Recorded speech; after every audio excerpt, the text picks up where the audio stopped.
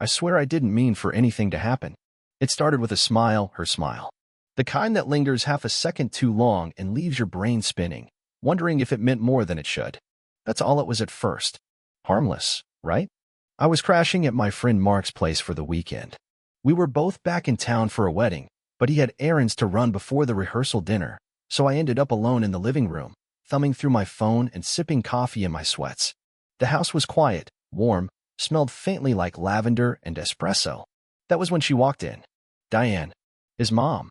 She was wearing one of those oversized cardigans that slipped off one shoulder, hair still damp from the shower, holding her own mug like it was keeping her grounded. She smiled when she saw me, low-key, sleepy, too early for small talk. But that smile still hit me like a punch to the chest. "You're up early," she said, voice soft like the inside of a song. "Jet lag," I lied. Truth was, I couldn't sleep. Not in a house where she existed 2 rooms away. She sat across from me on the edge of the couch, legs crossed under her, mug balanced delicately in one hand. No makeup. No pretense. Just Diane. Beautiful, real, magnetic in a way I wasn't ready for. I told myself not to look too long, not to think anything stupid. But the moment hung there like a thread waiting to snap. We talked. Nothing heavy. Weather. The wedding. She asked what I'd been up to since graduation. I kept it light, some freelance work, a breakup I didn't want to name, vague future plans.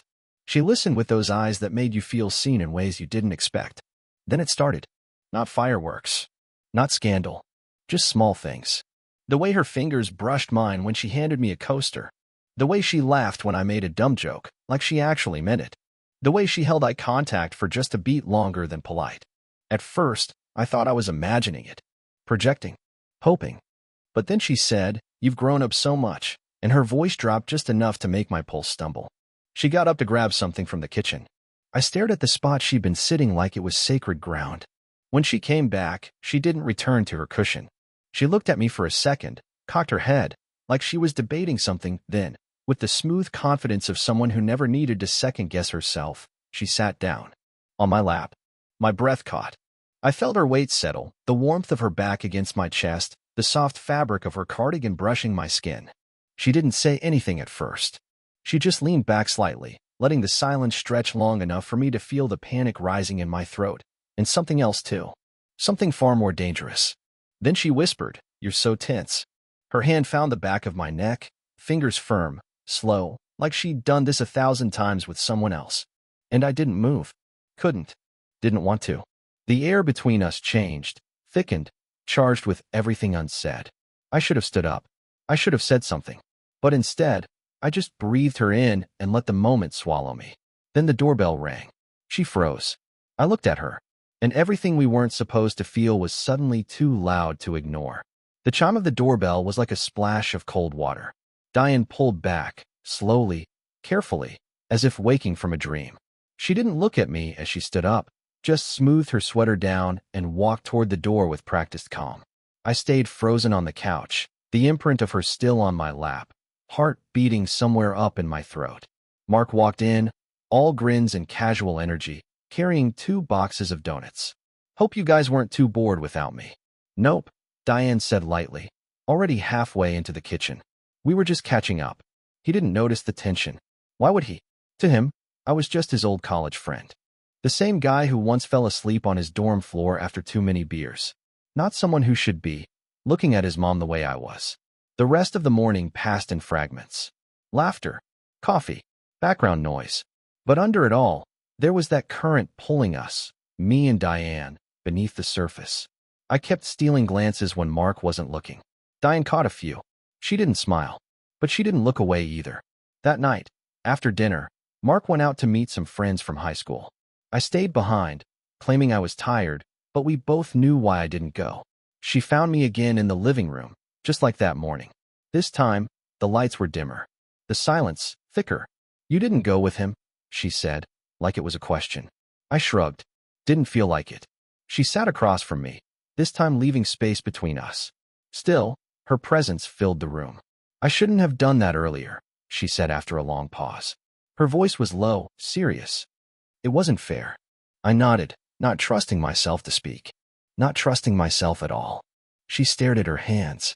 I've made some terrible choices when it comes to men, she said.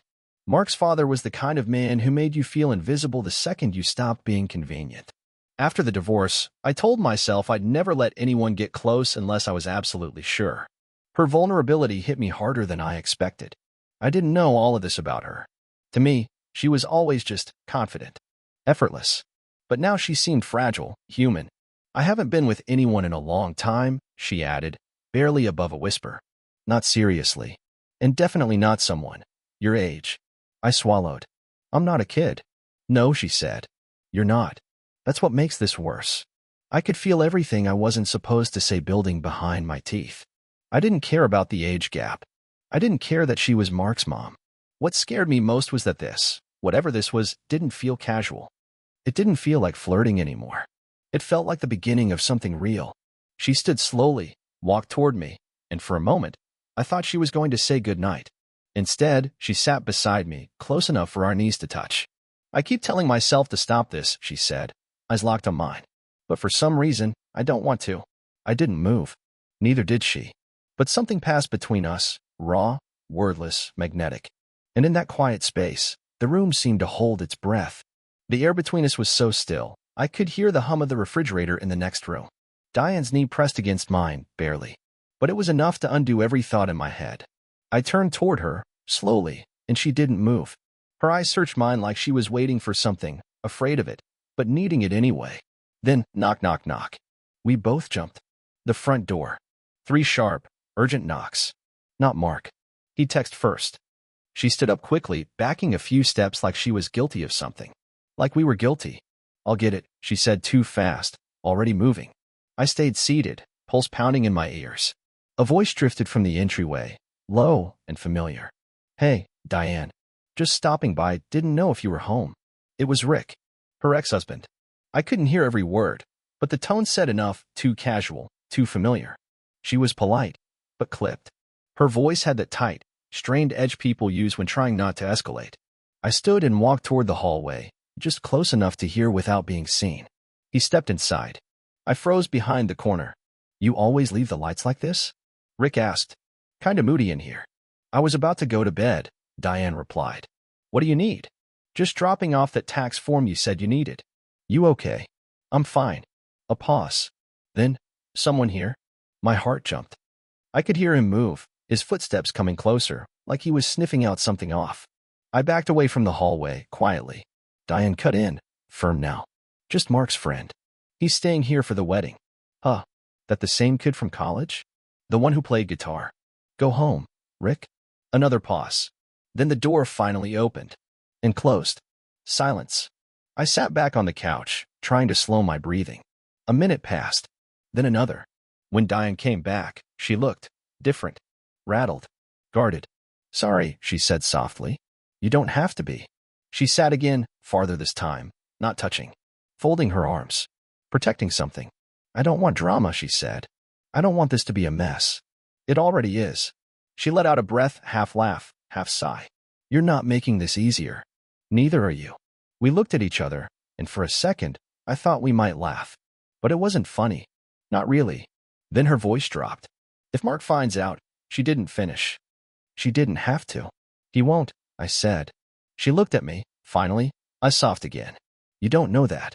I know I don't want to stop. Another long beat. She leaned in, just slightly.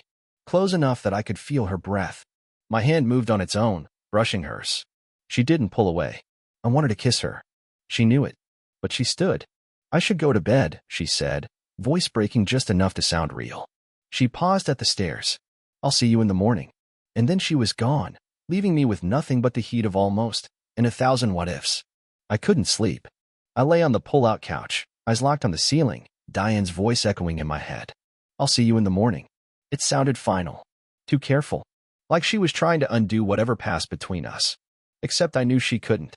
And neither could I. Around 2:17 a.m., I heard her footsteps on the stairs. Barefoot. Soft. Coming closer. I sat up, blanket pulling at my waist. She stopped just inside the doorway, wearing a thin robe cinched at the waist, arms crossed tight, like even she didn't know why she'd come down. I couldn't sleep, she said. I waited. You shouldn't be here, she whispered, stepping in. None of this should be happening. But she kept moving. She sat at the edge of the bed, her back to me. Her shoulders were tense, like she was bracing for something. I watched her breathe, slow and uneven. "I hate how much I think about you when you're not around," she said quietly. "I hate that I look forward to seeing you more than my own son." She turned, eyes shiny but dry. "What is wrong with me?" "Nothing," I said. "Nothing's wrong with you." She laughed under her breath, but it wasn't happy. "You're half my age. I'm supposed to have self-control, wisdom, whatever the hell people my age are supposed to have. You're supposed to feel something." She looked at me for a long time. Then her voice cracked. "I do." That word hung there like it changed the air itself. "I do feel something, and I don't know what to do with it."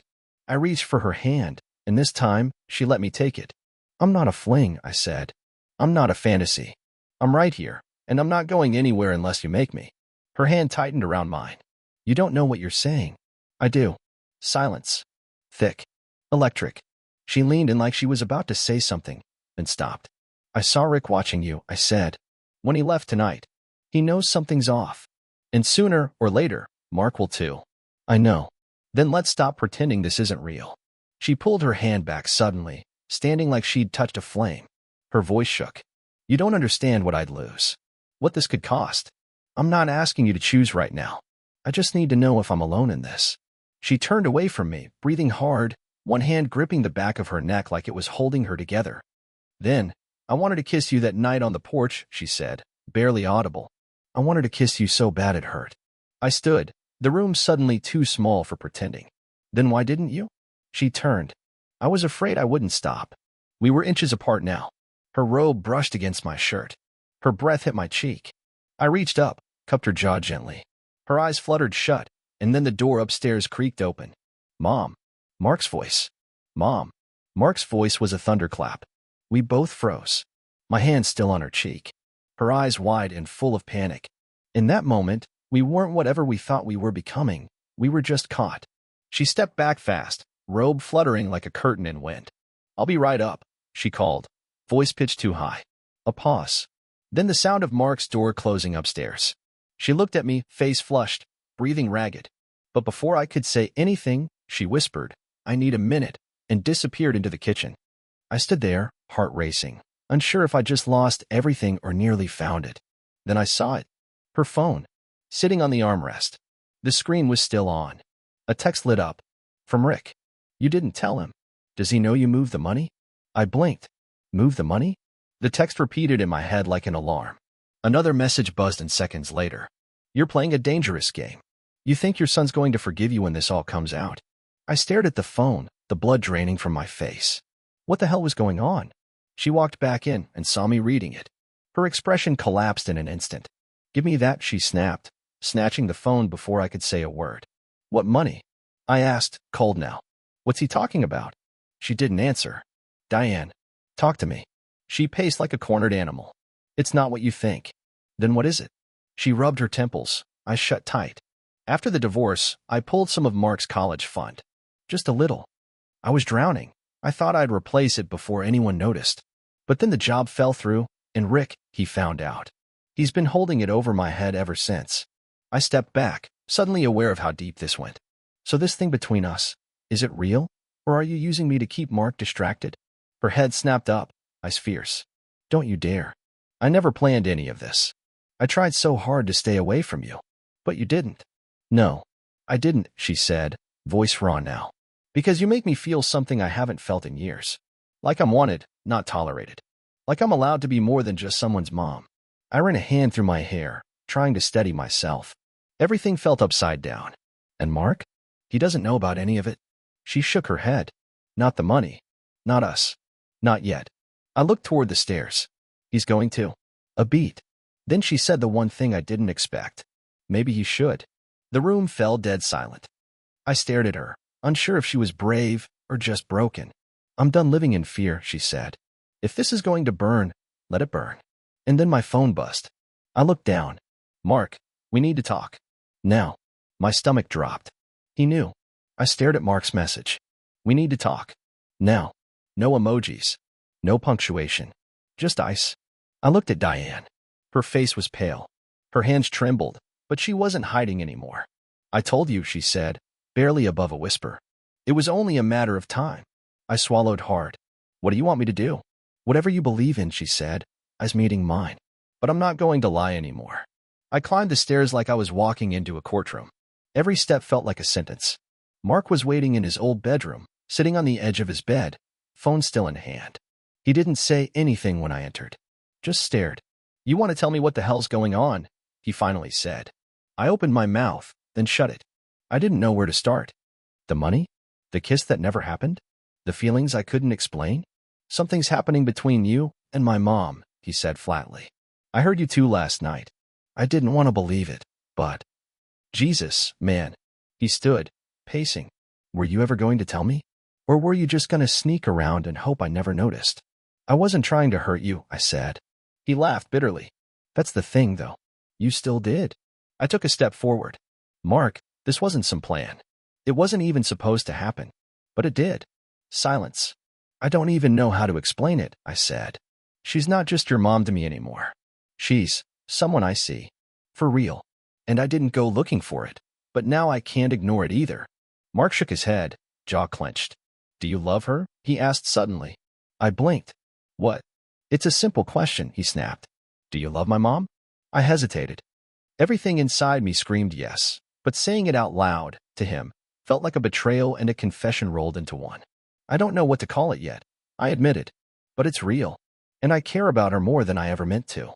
He looked away. And when he finally spoke, his voice was quieter, more tired. I'm not mad because you like her, he said. I'm mad because you didn't trust me enough to tell me. Either of you. I nodded, shame crawling up my spine. You're right. He sat back down, wiping at his eyes like he didn't want me to see it. I don't know what you guys are gonna do, he muttered. But if you're gonna be in each other's lives, just don't lie to me anymore. That's all I'm asking. I swallowed the lump in my throat. You have my word. He nodded, still not looking at me. When I came back downstairs, Diane was at the bottom step, waiting. Well? She asked. He knows, I said. And he's hurt. But he's not shutting the door. She looked at me, really looked, and for the first time, I saw her exhale. So what now? She asked. I took her hand. I don't know. But I'm not walking away. She didn't smile. Just held on tighter. And for once, the not knowing felt okay. 2 weeks later, I sat in a quiet cafe, nursing cold coffee and watching the front door like it held the answer to something big. Diane was late, not unusually so, but today it meant more. We hadn't seen each other since the night everything cracked open. After Mark found out, things went quiet. No shouting. No ultimatums. Just space. Time. Which, somehow, hurt more than confrontation ever could. But he texted me this morning. She's ready to talk. I wasn't sure what to expect. Closure? Goodbye. A second chance? I told myself I'd take whatever came as long as it was honest. Then the bell above the door jingled. She walked in wearing jeans and a soft gray sweater, no makeup, hair pulled back. She looked tired. Real. Beautiful. She spotted me and smiled small, tentative. Hey, she said, sliding into the booth. Hey. A long pause. We both looked down, then up. I've been thinking, she said. A lot. Me too. I talked to Mark, she continued. Really talked. I told him everything. About the money, about us. He was more forgiving than I deserved. He loves you. That's never been the question. She nodded slowly. And I told him I care about you. My breath caught. But I also told him I need to be on my own for a while, she said. To fix the things I've been avoiding. For years. I don't want to jump from one mistake into another, even if this doesn't feel like a mistake. It doesn't, I said. I know. She reached across the table, her hand brushing mine. But I need to learn who I am again. Not as someone's ex-wife. Not as someone's mom. Just me. I nodded, throat tight. And where does that leave us? She smiled, sad and soft. In a story we both remember for the rest of our lives. That hit harder than I expected. But it also felt right. Like an answer I didn't want, but needed. I leaned back, watching her fingers curl around the coffee mug. So this is goodbye? No, she said. It's just, not now. We sat like that for a while, not filling the silence with false promises. Just holding on to the one thing we could offer, truth. Eventually, we stood. At the door, she turned to me. Thank you. For seeing me. Not as a mom. Not as a mess. Just me. I always did. She leaned in, kissed my cheek. And then she walked away. I didn't follow. And somehow, that was okay. Did you enjoy the story? What kind of stories would you like to hear next? More forbidden romance, emotional slow burns, or something totally unexpected?